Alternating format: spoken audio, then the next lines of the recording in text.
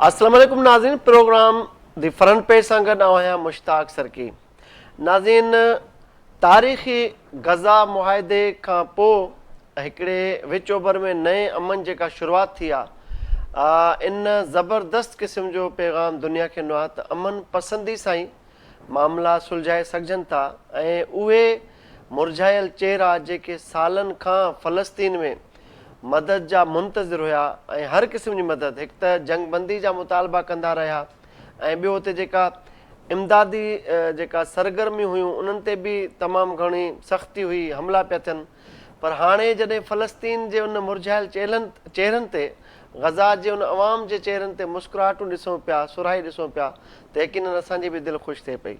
ऐं इन हवाले सां जेके उते अमल दरामद शुरू थियो आहे ॿिन्ही तरफ़नि खां, इसराइल हुजे, फ़लस्तीन हुजे ऐं गज़ा जा जेके बि इलाइक़ा आहिनि, इन हवाले सां दुनिया जो जेको किरदारु आहे उहो बि शानाइतो आहे। ऐं इन में को शक न आहे त अमरीकी सदर डोनाल्ड ट्रंप जेको इनिशिएटिव वरितो ऐं उन संजीदगी जो मुज़ाहिरो कयो, हाणे उहा अलॻि बहस आहे त दुनिया मां केतिरो प्रेशर आयो, पर जेको बि हुन इनिशिएट कयो आहे इहो मामिलो, उन ते उनखे दुनिया मां मुबारकबादियूं मिली रहियूं आहिनि। गॾोगॾु वज़ीर आज़म शहबाज़ शरीफ़ जी ॻाल्हि कजे त उन जूं कुर्बतूं बि डोनाल्ड ट्रंप सां वधंदियूं पियूं वञनि।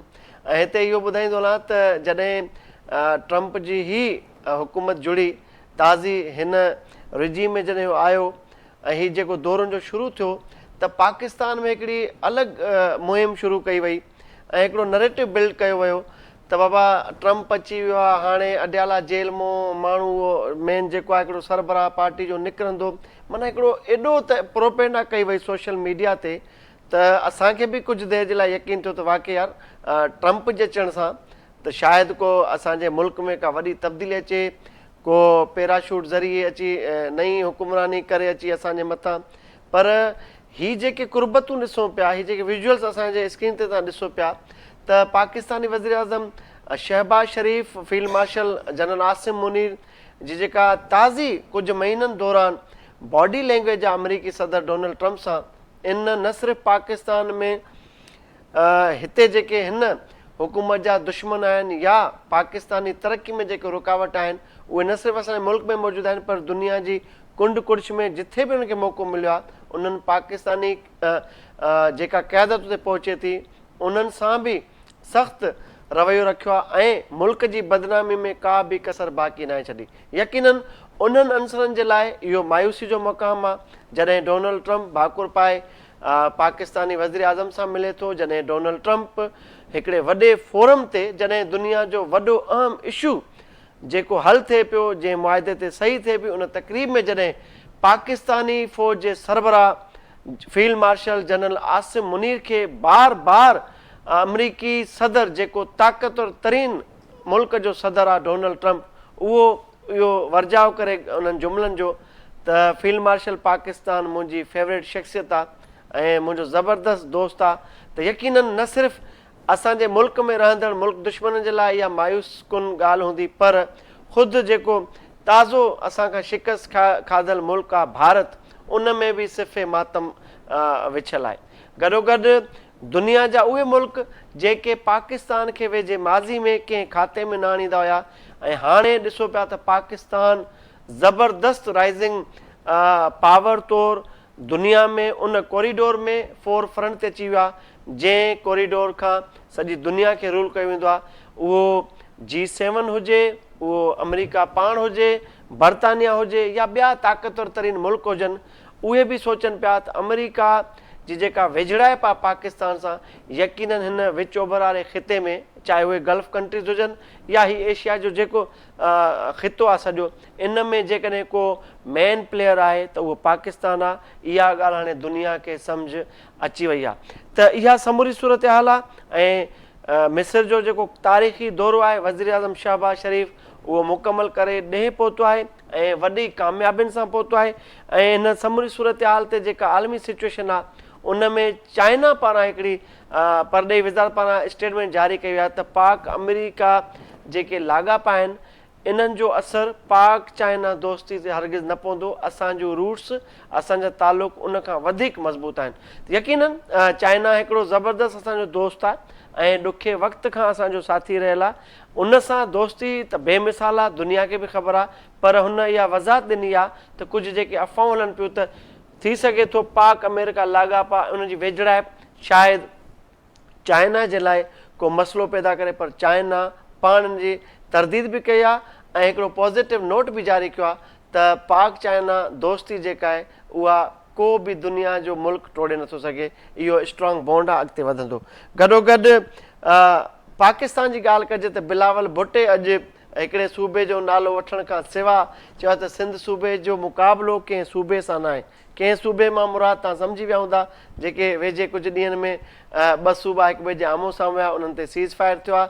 को हाणे स्टेटमेंट नथी अचे, पर बिलावल भुट्टो नालो खणण खां सवाइ उन सूबे खे हिकिड़ो पैगाम ॾिनो आहे त असांजो मुक़ाबिलो तव्हां सां न आहे, पर सिंध सरकार जो, सिंध जी हुकुमरानी जो मुक़ाबिलो दुनिया सां आहे। इन ते बि हिन प्रोग्राम में ॻाल्हि ॿोल कंदासीं। गॾोगॾु फाइनली पेशावर हाई कोर्ट हुकुमनामो जारी कयो आहे त KPK जे नए मुंतखिब थियल वज़ीर आला सुहेल आफ़री जेका हलफ़ बरदारी तक़रीब आहे उहा सुभाणे थिए। गवर्नर हुन खां हलफ़ नथो वठे त स्पीकर KPK असेंबली हुन खां वठे जेको आहे कसम, उन खां पोइ हू कमु शुरू करे। इन समूरी सूरत हाल ते अॼोके प्रोग्राम में ॻाल्हि ॿोल कंदासीं। असां सां स्टूडियो में मौजूदु आहे सीनियर सहाफ़ी ऐं नाले वारो तजिया निगाह GM जमाई साहब। जमाई साहब, जीअं मूं इंट्रो में चयो त कुझु माण्हू जेके ट्रंप खां वॾी तवक़ात वाबस्ता करे वेठा हुया, अमेरिका बहादुर खां सम्झनि पिया त अमेरिका बहादुर इंटरवीन कंदो असांजे डोमेस्टिक अफेयर्स में, असां जेके पंहिंजा मसइला आहिनि या जेको पंहिंजो डोमेन आहे उन में इंटरवीन करे कंहिं हिकिड़े ख़ासि शख़्स खे को इमीजिएट रिलीफ ॾियाराईंदो ऐं सॼो हिते भईंड्रा थींदी, सॼो निज़ाम कोलेप्स थींदो, उनखे अची कुर्सी ते ॿीहर विहारींदो।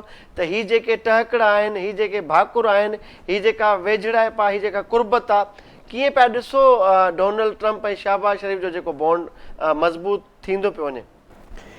सर्की साहब, पहिरियों त पंहिंजे नाज़रीन खे ॿुधाईंदा हलूं त इज़त, ज़िलत, ज़िंदगी, मौत ऐं रिस्क इहो अलाह साईं पंहिंजे हथ में रखियो आहे। बाक़ी इंसान खे हुन पैदा कयो, उनखे नफ़्स ॾिनो त सही ऐं ग़लति जी तमीज़ हुन क़ुर शरीफ़ जे ज़रिए ॿुधाए छॾी त जेकॾहिं सही कमु कंदा त हुनजो अजर छा हूंदो ऐं जेकॾहिं ग़लति कमु कंदा त हुनजी सज़ा छा हूंदी। पर जेके शयूं उन पाण वटि रखियल आहिनि उन मां हिकु लफ़्ज़ इज़त बि आहे। हाणे ज़ाहिर आहे उनजे हथ में आहे त उहो जंहिंखे चाहे इज़त ॾे। शहबाज शरीफ़ खे हींअर सॼी दुनिया में इज़त मिली रही आहे बतौर वज़ीर आज़म पाकिस्तान, ऐं चवंदा आहिनि त जॾहिं अलाह कंहिंखे इज़त ॾियण लाइ अचे त पोइ तव्हां उनजी राह में रुकावट बणण जी कोशिशि बि न कयो। त लिहाज़ा असां शहबाज शरीफ़ खे मिलंदड़ इज़त में उन सां गॾु आहियूं, छो जो उहा इज़त सिर्फ़ु हिकु वज़ीर आज़म जे न, हिकु शहबाज शरीफ़ जे न, बल्कि हिकु मुल्क जे, इस्लामी दुनिया जे एटमी ताक़त रखंदड़ मुल्क जे वज़ीर आज़म खे मिली रही आहे। त इहा असां सभिनी जे लाइ मां सम्झां थो त फ़ख्र जी ॻाल्हि आहे त दुनिया जो हर मुल्क, जेतिरा बि सुपर पावरनि खां वठी ऐं ॿिया ताक़तूं आहिनि दुनिया जूं, चाहे उहे दिफ़ाई तौर ते मज़बूत ताक़तूं आहिनि या माली तौर ते वधीक मज़बूत ताक़तूं आहिनि, हर ताक़त जेकी दुनिया जी ज़मीन ते मौजूदु आहे उन जॻह ते पाकिस्तान खे इज़त मिली रही आहे ऐं इहा सॼी क़ौम जे लाइ फ़ख्र जी ॻाल्हि आहे। जेकी तव्हां ॻाल्हि कई त कुझु माण्हू जेको आहे उहो डोनाल्ड ट्रंप जे हवाले सां ॻाल्हाए रहिया हुआ, यकीननि सोशल मीडिया ते हिकु मुहिम हलाई वई जॾहिं डोनाल्ड ट्रंप नओं अमेरिकी सदर चूंडियो वियो त हिकिड़ो माहौल अहिड़ो क्रिएट कयो वियो सोशल मीडिया जा जेके हिन जा हैंडलर्स आहिनि उहे उन्हनि जो अक्सरियत जेको आहे उहो अमेरिका बरतानिया में आहे। उन्हनि पूरो अहिड़ी चोटी जो ज़ोर इहो ई लॻायो हो त बसि ट्रंप ईंदो त पाकिस्तान जी शायदि इस्टेब्लिशमेंट बि चेंज थी वेंदी, त पाकिस्तान जी हुकूमत बि चेंज थी वेंदी, त पाकिस्तान जो हर माण्हू शायदि चेंज थी वेंदो ऐं हुननि जी ख़्वाहिश जे मुताबिक़ जेको आहे अमरीकी सदर शायदि उन्हनि जे इशारे ते जेको आहे पाकिस्तान में का तब्दीली आणींदो। पर वक़्तु इहो साबित कयो त अमरीकी सदर उन इशू ते ताईं ॻाल्हाइण बि पसंदि न कयो आहे।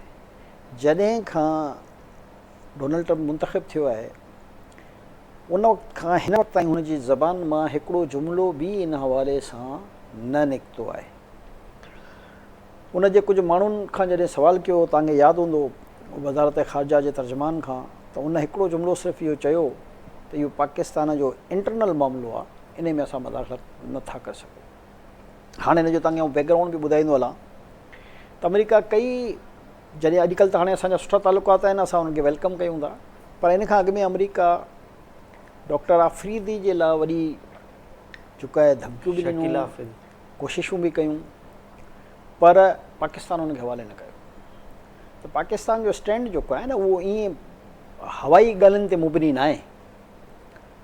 ऐं पाकिस्तान जॾहिं कंहिं बि सब्जेक्ट ते प्रॉपर स्टैंड वठंदो आहे, तव्हांखे यादि हूंदो त मुशर्रफ जे दौर में बि पाकिस्तान स्टैंड वरितो ऐं चयो त ट्रेड बंदि करे छॾियो, त अफ़गान ट्रेड बंदि थी वई, जंहिं वक़्तु अञा अफ़गानिस्तान सां वॉर हली रही हुई।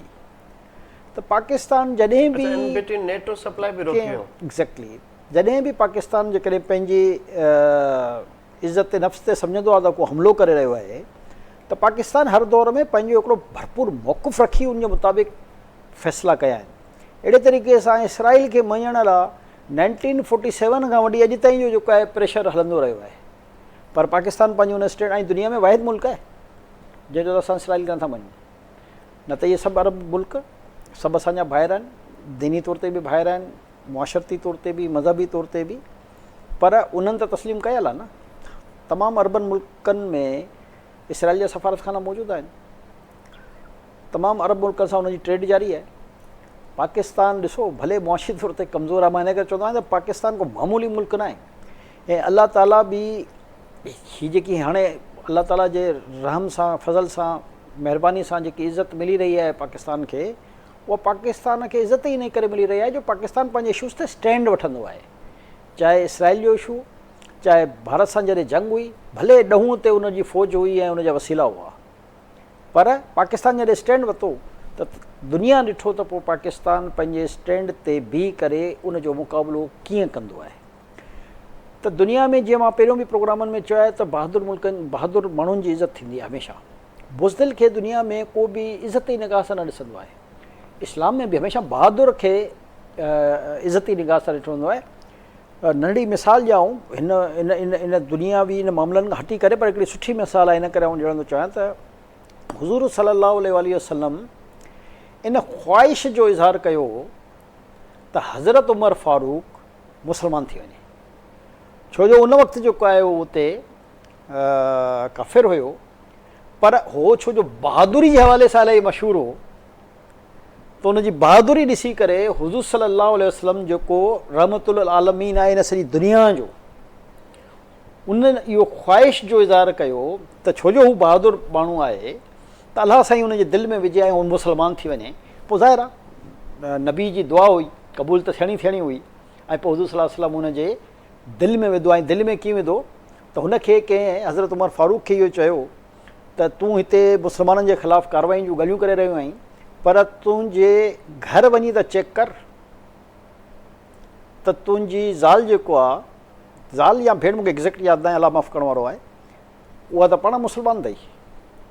त जॾहिं घर पहुतो, ज़ाल आई थिंक जॾहिं घर पहुतो त हुनजी ज़ाल क़ुर शरीफ़ पढ़ी रही हुन वक़्तु, ऐं जीअं ख़बर पई त हज़रत उमर फारूक अचे थो त न उहो क़ुर शरीफ़ तंदूर में विझी छॾियो, ऐं उहो तंदूर में क़ुर शरीफ़ सेफ रहियो।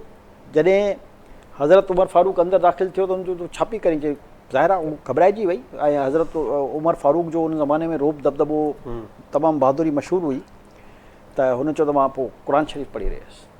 त पोइ हुन चयो त इहो कढी मूंखे ॾेखार, त हुन तंदूर मां जेको आहे क़ुर शरीफ़ कढियो त एज़ इट क़ुर शरीफ़ हुयो। ऐं जॾहिं हुन तलावत करणु शुरू कई, उते ई जेको आहे हिन बैत जो फ़ैसिलो करे छॾियो, ऐं पोइ हुज़ूर सल्लल्लाहु अलैहि वसल्लम ते बैत करे ऐं मुस्लमान थी वियो।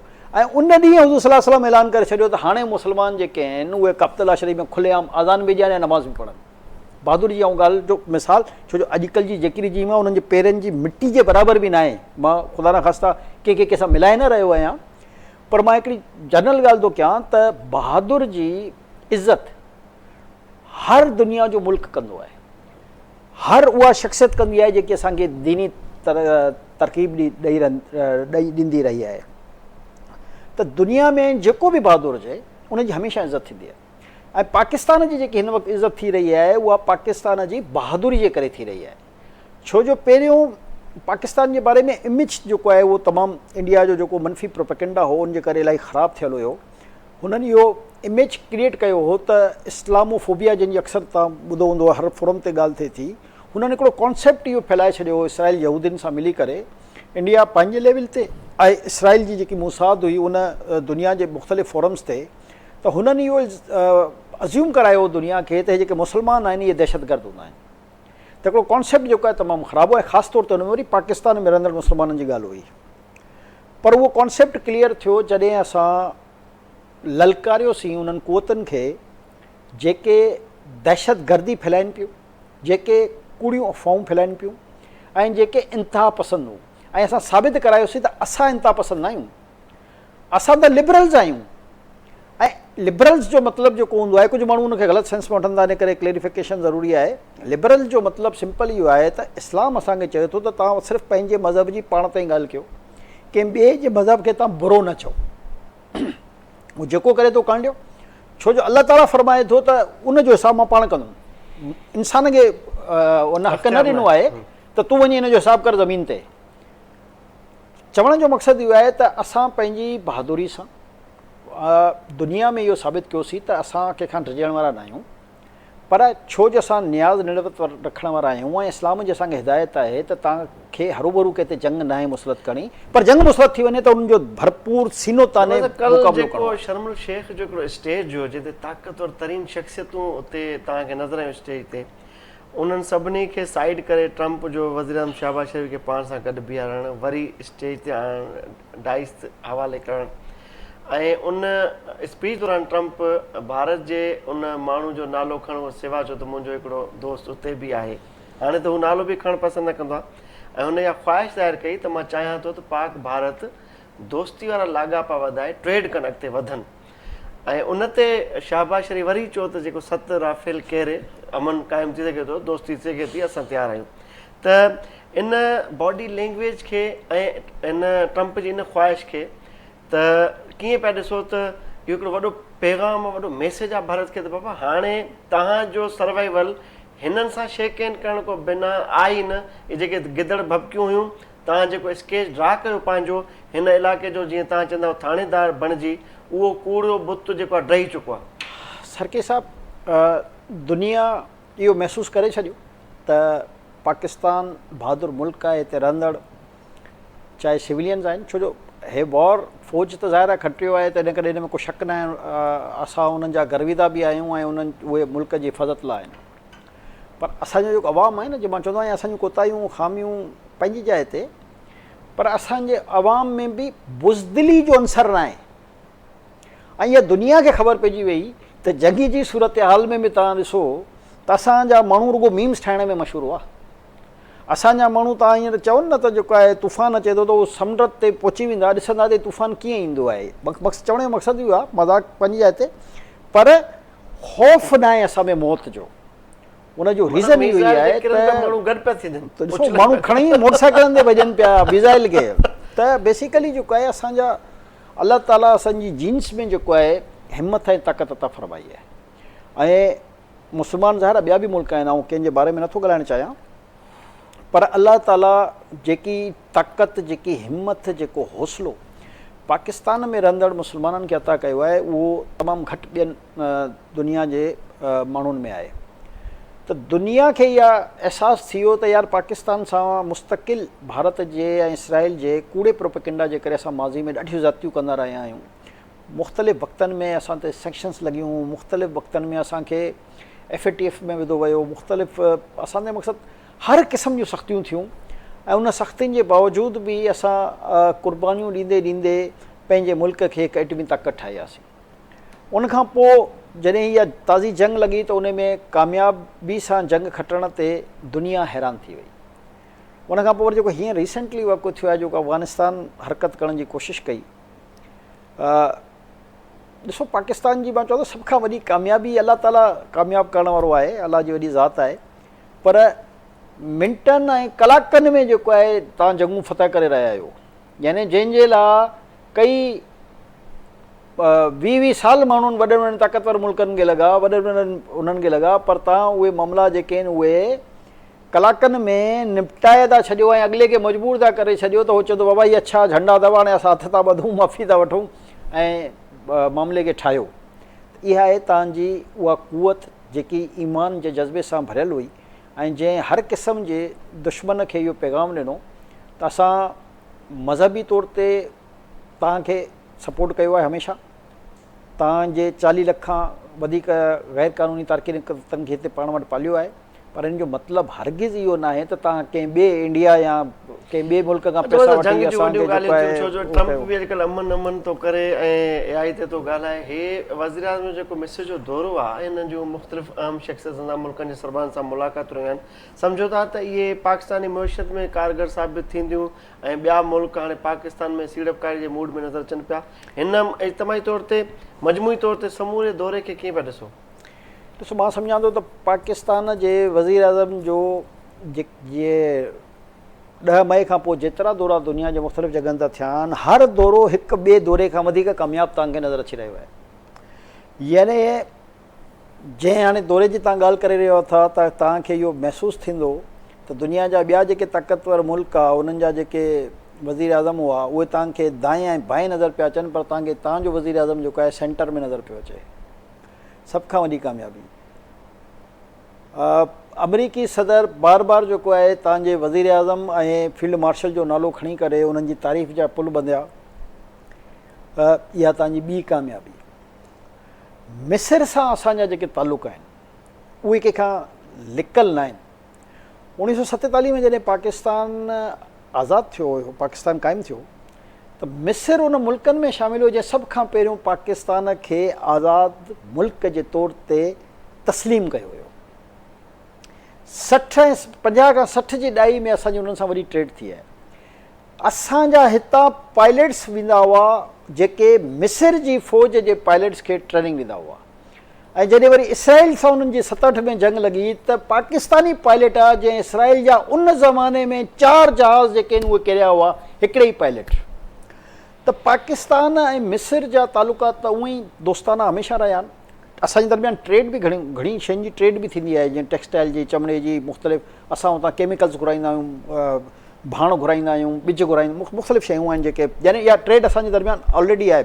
हजम एॾो वधीक न आहे पर हिकिड़ी आहे। पर उन्हनि जूं ऐं असांजूं फ़ौजी मशक़ूं बि गॾु थींदियूं आहिनि, छो जो मिस्र जी बि हिकिड़ी बहरहाल कंहिं ज़माने जी ताक़तवर फ़ौज रही आहे। ऑलरेडी असांजा सुठा उन सां तालुक़ आहे। पर हाणे जेकी सिचुएशन आहे, जीअं मां बार बार चवंदो आहियां त 10 मई 2025 खां अॻु में दुनिया में असांजी पोज़ीशन हिकु डिफरेंट मुक़ाम ते बीठी। 10 मई 2025 वारे ॾींहं खां पोइ असांजी पोज़ीशन दुनिया में हिकिड़े डिफरेंट मुक़ाम ते आहे, चाहे भले कहिड़ो बि ताक़तवर मुल्क हुजे, कहिड़ो बि दोस्ताना बिरादराना मुल्क हुजे। पाकिस्तान खे इहा इज़त अलाह सां ई ॾिनी आहे, इन में को शक न आहे। त असां चवंदा न जंहिंजा नसीब भला हुजनि त उहो जेकॾहिं लोह ते बि हथु रखे त उहो सोन बणिजी वेंदो आहे। त हिन वक़्तु पाकिस्तान सां अलाह ताला उहा ई महिरबानी फरमाई आहे त उहे जंहिं शइ में हथु विझी रहिया आहिनि, जंहिंजा रिपकशन तमामु ख़तरनाक ऐं ख़ौफ़नाक अचण जा इम्कान बि हूंदा आहिनि, पर अलाह साईं हुन में एॾी आसानी पैदा थो करे छॾे जो कामयाबी पाकिस्तान जो मुक़दर थी बणिजी वञे। जॾहिं दुनिया इहो ॾिसे थी त हीअ हर महाज़ ते ई कामयाबु थी रहिया आहिनि, त पोइ ज़ाहिर आहे पाकिस्तान सां हर माण्हू जेको हर मुल्क आहे उहो हाणे बराबरी जी सतह ते ॻाल्हाए रहियो आहे। पहिरियों कॾहिं बि असां सां, चाहे असांजा दोस्त मुल्क हुजनि, छॾियो नालनि खे, केर बि मुल्क हुजनि, आस पास वारा हुजनि या परे जा हुजनि, असांखे बराबरी जे बुनियाद ते कॾहिं न ॾिसंदा हुआ। हमेशह असांखे सी कैटेगरी जी नज़र सां ॾिठो वेंदो हुयो ऐं उन ई सी कैटेगरी जी नज़र सां ट्रीट कयो वेंदो हो दुनिया में। पर हाणे अल्हम्दुलिल्लाह असां A1 कैटेगरी में जेको आहे हींअर हली रहिया आहियूं, ऐं इन ते उहो जो आहे त अलाह ताला जो जेतिरो शुक्र अदा कजे घटि आहे। छो जो जेकॾहिं अलाह साईं इहे आसानियूं पैदा न करे हा त जेके मुश्किल फ़ैसिला इन फील्ड मार्शल सैयद आसिम मुनीर कया, शायदि ॿियो को जर्नल इन जी हिमथ न पकड़े हा। जेके सिर्फ़ु इहे 2 जंगूं न आहिनि, तव्हां इहे न सम्झो त असां भारत खे ज़ेर करे छॾियोसीं या अफ़गानिस्तान खे थोरी देरि में ज़ेर करे छॾियोसीं। इन खां बि ॾुखिया मसइला हुआ, जेके स्मूथ तरीक़े सां रन थी आहे।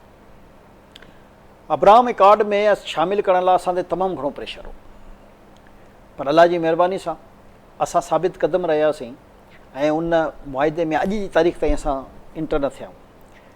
अॼु बि जेकॾहिं तव्हां पंहिंजे नाइब वज़ीर आज़म जी स्पीच ॾिसो त हुन क्लियर चयो आहे त असां 1967 जी जेकी लाइन ड्रॉ थियल आहे इसराइल ऐं फ़लस्तीन जी, असां सिर्फ़ु उन्हनि जे मुताबिक़ इसराइल फ़लस्तीन खे जे हदनि खे मञींदासीं, जेकॾहिं उनखे घटायो वेंदो त उनखे न मञींदासीं।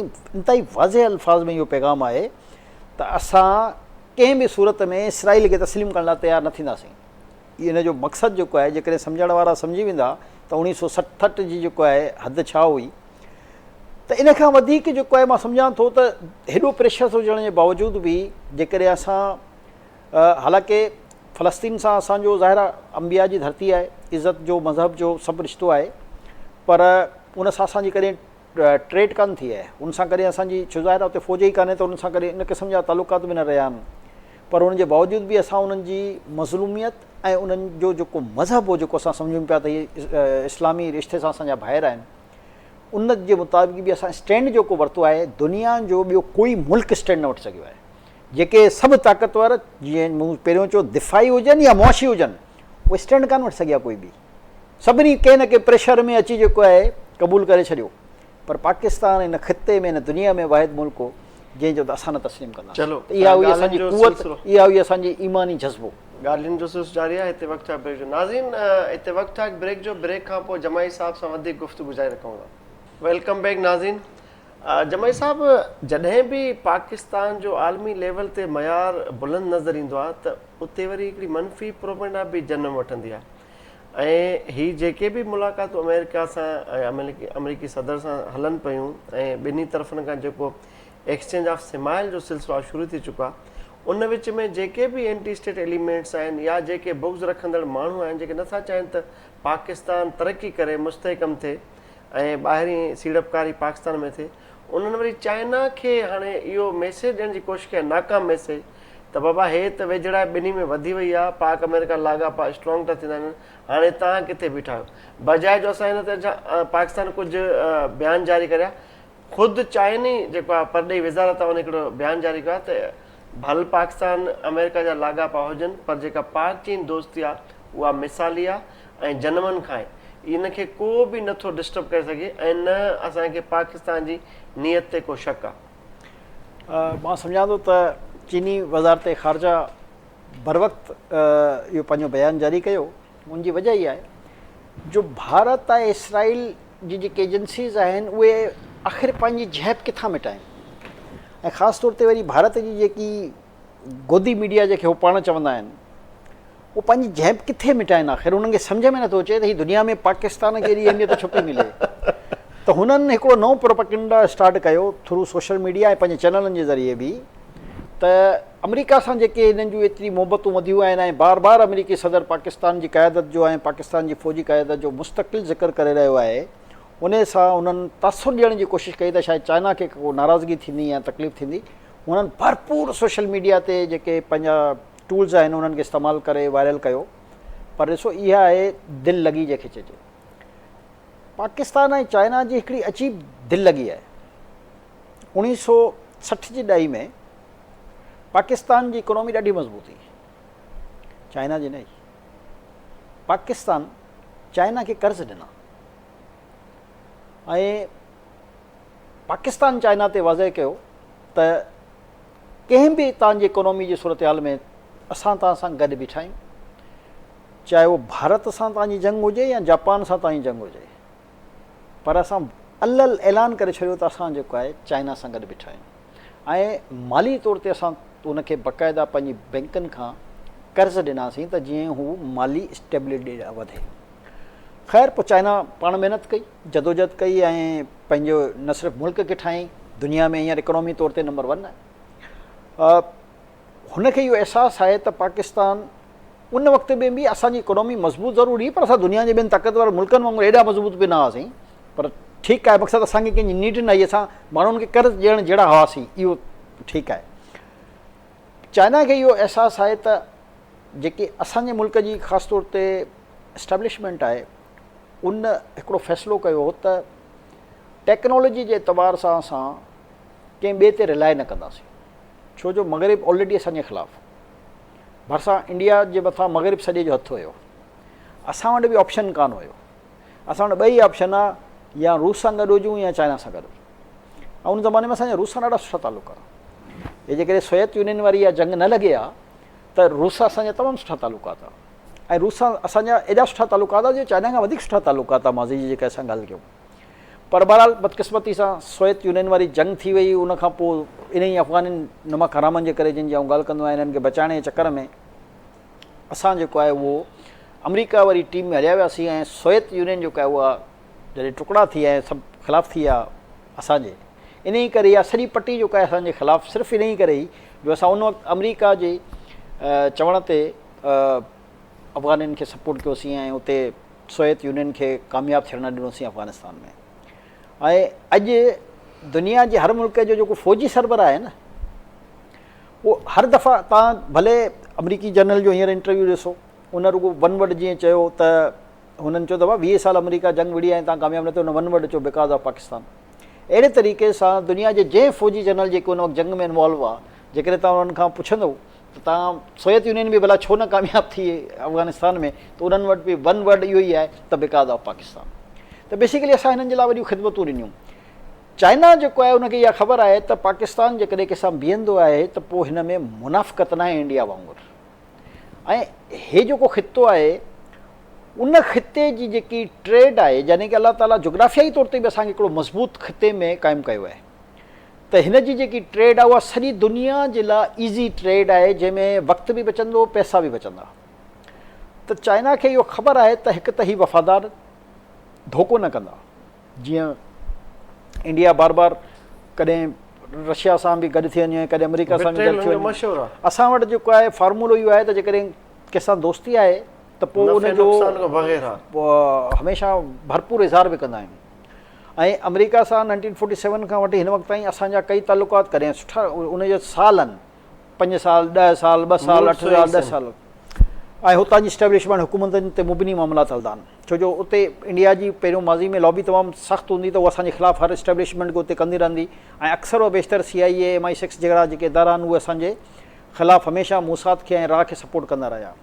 हाणे जेको आहे दुनिया में छो जो यकसर माहौल तब्दील आहे, ऐं हिन जेकी हिन दफ़े इहा प्रोपेगेंडा कई, छो जो पहिरियों हिन जी हर प्रोपेगेंडा कामयाबु थींदी, यानी जेकी बि इंडिया कूड़ी मुहिम हलाईंदो हुयो उहो इसराइल सां गॾिजी करे हलाईंदो, छो जो हू इसराइल जी बहरहाल जड़ूं यहूदियुनि में ऐं मग़रिबी मुल्कनि में तमामु वॾियूं हुयूं, ऐं रिच जेके आहिनि उहे माण्हू आहिनि, त उहे जेके आहिनि उन मुहिमुनि सां गॾु साथ ॾींदा, जंहिंजे करे उहे कामयाबु थींदा। पर हाणे उहा सिचुएशन न रही आहे, हाणे हिन जी जेतिरी बि कैंपेन हलाइनि था उहो उन्हनि खे चवंदा न उल्टी थी पइजी वञे। इहा बि जेकी कैंपेन हिननि 2-3 ॾींहंनि ॻाल्हाई आहे, ख़ासि तौर ते कल्ह जॾहिं उन फील्ड मार्शल ऐं वज़ीर आज़म जी तारीफ़ कई डोनाल्ड ट्रम्प, उन खां पोइ हिन वॉर में हिन मुहिम में तमामु घणी सोशल मीडिया ते तेज़ी आई। पर तव्हां दुनिया जे साम्हूं आहे त चाइना हिकिड़ो स्टेटमेंट जारी करे उन जेकी मीडिया वार जे पुठियां माण्हू आहे उन्हनि खे पैगाम ॾेई छॾियो त तव्हांजा इहे ओछा हथकंडा कुझु न बिगाड़े सघंदा। असांजी जेकी दोस्ती आहे उहो पहाड़नि खां बि वधीक मज़बूत आहे, असांजी जेकी दोस्ती आहे उहो अज़ली असां दोस्त आहियूं, ऐं तव्हां जेके मौसमी आहियो उन्हनि सां असांखे तव्हांजी ॻाल्हियुनि सां को फ़र्क़ु नथो पए। ॻाल्हि दोस्ती जे ते जी त पंजाब ऐं सिंध सरकार में दोस्ती थी आहे न थी आहे, नवाब शाह पहुतो हुयो डिप्टी प्राइम मिनिस्टर ऐं ॿिया हुनजा नवाज़ लीग जा अॻुवान, उनखां पोइ ॾिसूं पिया त ज़ाहिरी तौर ते मीडिया ते ख़बर न आहे ही पंजाब खां या सिंध जे वज़ीरनि बि का अहिड़ी स्टेटमेंट जारी न कई, पर अॼु ओचितो बिलावल भुट्टो पंजाब जो नालो खणण खां सवाइ चयो आहे त सिंध सूबे जो मुक़ाबिलो कंहिं सूबे सां न बल्कि दुनिया सां आहे। त ज़ाहिर आहे हाणे मुक़ाबिलो हो रेसलिंग जी रिंग जी त ॻाल्हि नथो करे, तरक़ी जी, कामयाबी जी, कामरानी जी ऐं जेको आहे ख़िदमत आवामी उनजो ज़िक्र हुन कयो आहे त असां उन में तमामु घणा मसरूफ़ आहियूं, असांजो मुक़ाबिलो दुनिया सां आहे। कीअं पिया ॾिसो बिलावल भुट्टे जी इहा स्टेटमेंट? साकी साहब पंहिंजे हिन प्रोग्राम में जॾहिं इहा तेज़ जुमलनि जो तबादलो हली रहियो हो त तव्हांखे यादि हूंदो त मूं चयो त हीउ जेको हफ़्तो हले थो उनखां पोइ को हिक ॿिए ख़िलाफ़ु बयानु ॾींदो कान, त उहो ई थियो। उन ई हफ़्ते में इहो मामिलो जेको आहे ख़त्म थी हो।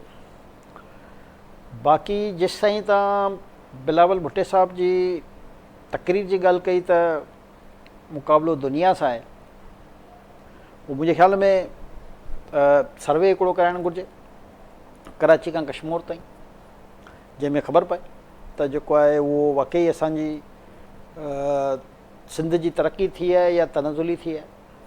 उन सर्वे में ई ज़ाहिर आहे सिचुएशन साम्हूं ईंदी। 1980-85 ताईं बि कराची जेको आहे हिकु इंतिहाई ख़ूबसूरत शहर हो, ऐं सिंध जा जेके ॿिया शहर आहिनि यकीनन उहो बि पंहिंजी पंहिंजी जाइ ते हर शहर हर ज़िले हर जॻह जी पंहिंजी हिकिड़ी तारीख़ आहे। हाणे तव्हां कराची जो बि दौरो कराए छॾियो त दुनिया जे कहिड़े मुल्क ॾांहुं इशारो हुयो इहो मूंखे सम्झ में ॻाल्हि कान आई। बहरहाल असांजी कारकर्दगी का अहिड़ी बहितर न आहे जिते जेको आहे एतिरो वधीक ॻाल्हाए सघिजे। असां वटि बदकिस्मती आहे जो रवाजी ख़राबु पइजी चुको आहे, यानी आम माण्हू जी ख़िदमत ऐं उनखे बुनियादी सहूलियतुनि जी फ़राहमी जे लाइ बि असांखे वॾियूं वॾियूं ॻाल्हियूं करणियूं पवंदियूं आहिनि, जेकी हुकूमत जी बुनियादी ज़िमेदारी हूंदी आहे। का बि हुकूमत उन जी बुनियादी ज़िमेदारी इहा ई हूंदी आहे त आवाम जी जान ऐं माल जो तहफ़ुज़ ऐं तमामु बुनियादी सहूलियतूं उन ताईं पहुचाइणु। हाणे तव्हां पाण अंदाज़ो लॻाए सघो था त जेकॾहिं इहे सभु शयूं मौजूदु आहिनि त पोइ असां यकीनन न्यूयॉर्क सां या लंडन सां या अलाए मूंखे इहा छो जो सम्झ में न आई त अलाए कहिड़ी दुनिया जे मुल्कनि सां, हाणे अफ्रीका कंट्री चई इहो जो ख़्यालु हुजे या एथोपिया सोमालिया जो हुजे त उन हा उहो उन तरफ़ इन करे चवंदो मां थोरो सो कंफ्यूज़ आहियां त उहो दुनिया जे कहिड़े मुल्कनि ऐं कहिड़ियुनि शहरनि ऐं कहिड़ियुनि जॻहियुनि जी ॻाल्हियूं पियूं थियनि। त बहरहाल बहितर इहो हूंदो त हिकिड़ो सुठो सर्वे थी वञे त ख़बर पइजी वेंदी जेको आहे। अॼु हिकिड़ी तक़रीब हुई कराची जे आर्ट काउंसिल ऑफ पाकिस्तान में, उन में इन इहा स्पीच कई, गॾोगॾु साम्हूं वरी फैसल करीम कुंडी बि नज़र अची वियसि। अचानक चई त तव्हां हिते छा था कयो, जल्दी KP के पहुचो, अदालती हुकूमत ते अमल दरामद कयो, आइनी ज़िम्मेवारी पूरी कयो। जंहिंखां पोइ हुन चयो त CM सिंध खे मां रिक्वेस्ट थो कयां कि जल्दी जहाज़ ॾे ऐं पहुचे। ऐं ॿिए तरफ़ जेको अॼु पेशावर हाई कोर्ट हुकुमनामो जारी कयो त जेको गवर्नर आहे जेके कसम नथो वठे, हिन खां हलफ़ नथो खणाए नए चूंडियल वज़ीर आला खां, त पोइ स्पीकर KP के असेंबली फौरी तौर ते हिन खां हलफ़ खणाए। त हीउ जेको आइनी बहरान पैदा थियो न, इहो इन जो बैकग्राउंड सम्झण जी ज़रूरत आहे त हे वया सिर्फ़ु इन करे आहे त असांखां छो जो गवर्नर हलफ़ नथो खणे त जज जेको आहे को नॉमिनेट कयो वञे त उहो हलफ़ खणे। हो हुते इलेक्शन जे प्रोसेस लाइ न कनि पियल आहिनि, जंहिं ते ज़ाहिर आहे हाई कोर्ट खे इहो ई फ़ैसिलो ॾिनो त बाबा जेकॾहिं गवर्नर सुभाणे 4 बजे ताईं हलफ़ खणंदो त ठीकु आहे, नथो खणे त पोइ स्पीकर जेको आहे हुन खां हलफ़ खणी छॾियो। त स्पेसिफिक एजेंडा जेकी हुई प्रेयर हुई उन जे मुताबिक़ हुयो। जेको चैलेंज करण वारो मामिलो आहे त इलेक्शन सही थी न थी, उहो हिकिड़ो अलॻि मामिलो आहे जेको पेश न थियो। एग्ज़ैक्टली उहो सुभाणे ते एडजॉर्न थी आहे। हा, त जेसि ताईं जेको आहे मामिलो ज़ाहिर आहे अॻिते हलंदो, पर उहो जेको स्पेसिफिक हुयो उहो त ज़ाहिर आहे केर बि वेंदो इहा ॻाल्हि डायरेक्शन जी आई थियणी हुई। मां सम्झां थो त ज़ाहिर आहे बिलावल साहब बि ठीकु कयो त पंहिंजे गवर्नर खे चई हाई कोर्ट जो हुकुम आहे त हाई कोर्ट जे ऑर्डर ते अमल दरामद थियणु घुरिजे, इन में को ग़लति ॻाल्हि न आहे। में इहे छो सियासी बेचैनी घणी आहे उते, छो नथा अलाइन? असल में उन्हनि खे जल्दी हुई, उन्हनि खे इहो डपु हो त असांजा जेके माण्हू आहिनि उहे विकामजी न वञनि, इन करे हुननि अर्जेंटली, हाणे तव्हां ॾिसो न इस्तीफ़ा बि उन्हनि उन वक़्तु ॾियारी आहे जॾहिं सेशन जेको आहे हलंदड़ हुयो, छो उन्हनि खे इहो डपु हो त जेकॾहिं न त पोइ गवर्नर राज पियो लॻी सघे। त हुननि खे पहिरियों बि उहो चवंदा आहिनि न त नांग जो ॾंगियल रसी जे बल खां मिटिजंदो आहे, त उहो पहिरियों बि KP ऐं पंजाब जी हुकूमतनि में ईअं एडवेंचर करे चुका हुआ त उन्हनि जो उन्हनि खमियाज़ो भुगतियो हुयो। त हुननि खे हिते बि इहो डपु हुयो KP में त हीअ जेकॾहिं वधीक 2-4 ॾींहं जो गैप थो पइजी वञे त पोइ ईअं न थिए जो असांजा MPs जेके आहिनि उहे विकामजी वञनि। गंडापुर सां त हिन जो फैसल करीम जो को अहिड़ो ज़बरदस्त लाइज़न न हुयो, न को पॉलिटिकल इन्हनि जी अंडरस्टैंडिंग हुई। सम्झो था त नओं वज़ीर आला जेको आयो आहे इन जो बॉन्ड को ज़बरदस्त थींदो हिन सां गवर्नर KP के सां? न, उहो थी नथो सघे। PTI जी जेकी हींअर पॉलिसी आहे उहा सिर्फ़ु ऐं सिर्फ़ु मुंहिंजी राय जे मुताबिक़ उहा एग्रेशन आहे घणी, हुननि में फ्रस्ट्रेशन आहे, एग्रेशन आहे, हुन चवंदुसि फ्रस्ट्रेशन आहे। छो जो हू त सोचायो त शायदि मां 15 सालनि लाइ हुकूमत में आहियां न, ऐं उन खां पोइ जेको क़दम खणे पियो उहो उल्टो पियो साबित थिए।